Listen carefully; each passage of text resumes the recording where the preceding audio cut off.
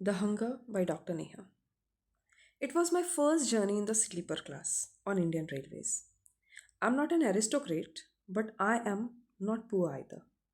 Yet, until that day, I had always traveled in air conditioned apartments where private vendors and beggars were rarely allowed to enter. This time, I could not find AC tickets, and since the journey was only a few hours long, I decided to manage. What happened next wasn't because of the class of the travel itself, but it certainly set the stage for the experience that followed. I had gotten the window seat. Whenever I travel, I either fast or eat fruits, since I don't trust outside street food much. But this time, I was returning from my Bua's home. She had invited me over. Bua means father sister. I have always believed that the love of siblings share often extend to their children as well. A bua may not always get along with her bhabhi, that is brother's wife, but usually loves the children born to her brother. My bua was exactly that kind. Almost indifferent to our mother, but deeply loving towards us. And after the passing of her brother, our father, that love only seemed to grow stronger. She expressed her love through food, feeding me generously during the 2 days I spent at her home. And of course, she packed an enormous amount of food for my journey. So there I was, returning with a small bag of my personal belongings and a big bag stuffed with food. I had two kind of parathas, idlis, fried rice, cakes, sandwiches, and so much more. I could have easily fed the entire compartment. I was enjoying my window seat, soaking in the journey, when everything changed the moment our train reached Agra railway station. The train had a 10-minute halt there, and as I watched the colorful crowd outside, lost in the rhythm of the station, a child, no longer than 10 or 12, suddenly appeared at my window. Didi, give me some food. I'm hungry. Buy me something. God will bless you. God will give you a handsome groom. Didi, please give me money. I inspected the child closely, a beggar. Yet there was something in her eyes, a hunger, that seemed almost alive. But more than that, there was a strange authority in her voice, even as she begged. She was not merely asking for alms. It felt as if she was asserting her right to have something from me, as if the denial of her basic human rights had found its way into her tone, a peculiar mix of plea and demand. It was unsettling, I could not decipher it. While my mind was still struggling to process her odd body language, she repeated, Didi ji, give me some food. Give me money, buy me some food. Suddenly, I was reminded of the abundance of food I was carrying. Without hesitation, I offered it to her. Would you like to eat parathas, idlis, or cake? Her eyes twinkled strangely, and a peculiar smile flashed across her lips. I felt elated, thinking that this poor child would finally get a taste of homemade delicious food. Wasting no time, I took out a paper plate, filled it generously, and handed it to her. I anticipated the joy of watching her experience the deep satisfaction, one that comes when hunger is finally met with warmth and nourishment. To my delight, she didn't refuse. She sat down right beneath the window and began to devour the food too fast, almost desperately. Yet, something felt off. There was a strangeness to it all, something peculiar, something out of place, an unshakable feeling I could not quite put my fingers on. The entire exchange had taken no more than 5 minutes. But what happened next was beyond anything I could have ever imagined. Suddenly, the child began to wail, her body convulsing as if in the grip of an epileptic fit. She clutched her belly, rolling on the ground. She cried, piercing through the bustling station. She poisoned me. She gave me stale food. She gave me fungus ridden food. I'm dying. In no time, a crowd gathered. eager to dissect the situation, throwing around opinions and judgments.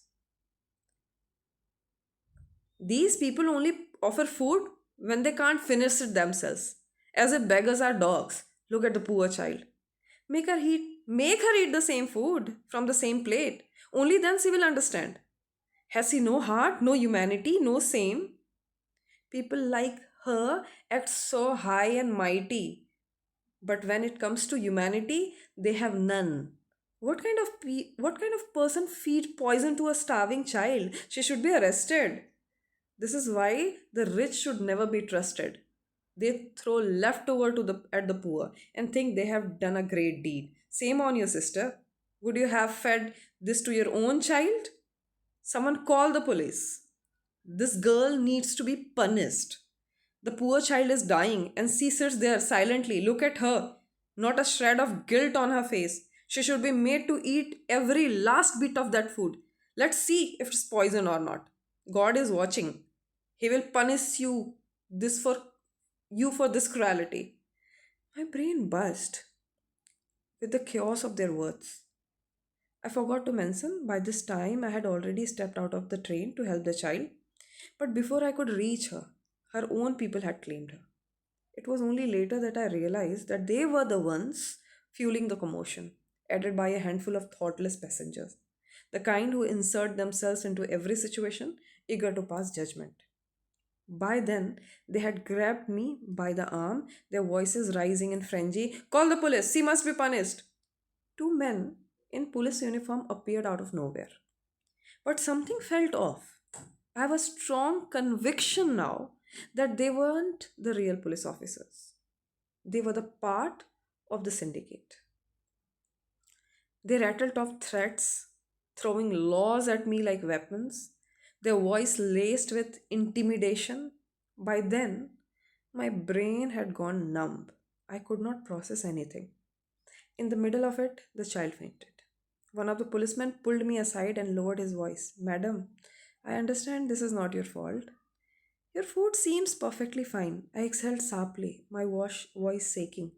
I was just trying to help. Yes, madam, I can see that. You seem to be from a good family. These beggars, they eat all sort of things. It's possible she had consumed something poisonous earlier. That must be the case. My food was fresh, not even stale. He nodded sympathetically, but then sighed. But madam, how will you prove it? His words sent a chill down my spine. There are plenty of witnesses who saw you give her the food. So first there'll be police case. You'll have to come with us. The child will be taken to the hospital. But if she dies overnight, he paused, letting the weight of his words settle. You will be jailed until your innocence is proven. I felt my stomach drop. I hope your family has a good lawyer to bail you out. By then, I was in a full blown panic, teetering to the edge of my breaking down. My breath came in quick, uneven gasp, but the policeman continued in a measured tone. Madam, settle it with girl's family. The train is about to leave too. I swallowed hard. Settle? What do you mean? Hospital fees, madam. Who will pay them? Before I could process his words, the second policeman approached and spoke directly to me. Ma'am, they're asking for 50,000. Looks, the child won't make it. My head snapped. What? Don't panic, madam. I had a hard time negotiating with them. Give them 20. You seem to be from a good family. I shook my head frantically. I don't have that much. How much then? I hesitated before whispering. I have 10. Okay, give it quickly. The train is about to leave. If you stay back, all this negotiation will be pointless. More police will come and then you will have no choice but to go to jail. With trembling hands, I emptied my purse, handing over every last rupee. The officer pocketed the cash and then smirked. Madam, we have settled your problem. Now, shouldn't you settle ours? I have nothing left, I said weakly. He glanced at my wrist. That watch looks nice. I must have been in complete shock because Without thinking, I unclasped my watch, a 3,000 rupee piece, and handed it over. The train let out its final whistle. I had started to move, heart pounding. I ran, clutching it just in time. My co passenger sympathized with me, but wasted no time in offering their wisdom. This is a common scam these days. You should have been more careful. Had we been in your place, we would not have fallen for it. I was too exhausted to respond, but their unsolicited advice only added to my frustration. I was utterly irritated. When I finally reached my destination, I called home. I was pickpocketed. I lied. Can someone come pick me from the station? I was waiting at the railway station sitting on bench. My heart was sore, and an utter hatred for humanity as a whole was surfacing within me. I had promised myself that I would never help anyone again, no matter the situation. My heart was bitter. Nearby, a jhalmudi vendor was selling his wares. People were eating and carelessly tossing their empty paper plates into the dustbin beside the cart. I watched in detached indifference until my eyes fell on a very young boy, no more than 6 or 7 years old, sitting by the dustbin. His face was streaked with the traces of dry tears. I froze. The child was rummaging through the discarded plates, picking out the bits of puffed rice still stuck to them and eating them one by one. Tears welled in my eyes, spilling over uncontrollably.